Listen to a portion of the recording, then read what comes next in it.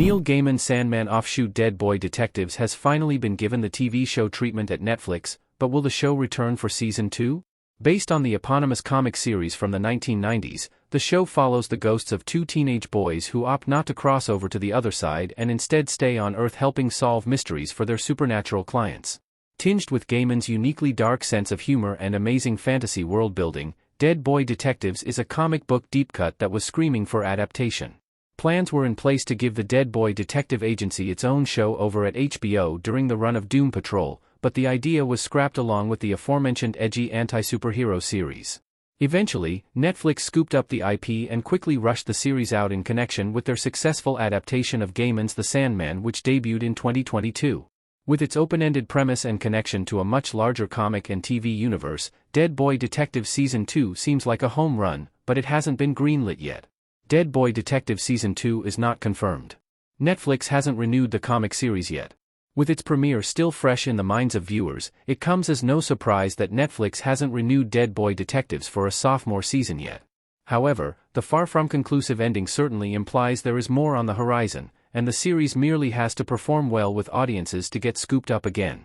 With Sandman Season 2 still languishing in production after years, Dead Boy Detectives has helped to fill the void, and that could be a factor in driving its success. Crossovers are possible between the two series, and that could make a second season of Dead Boy Detectives imperative for Netflix's overarching plans for the Gaimanverse. Though the second season of The Sandman will probably arrive before the second season of Dead Boy Detectives, they could offset one another and air in alternating years if Netflix plans to allow their most popular shows to continue to have extremely long off-seasons.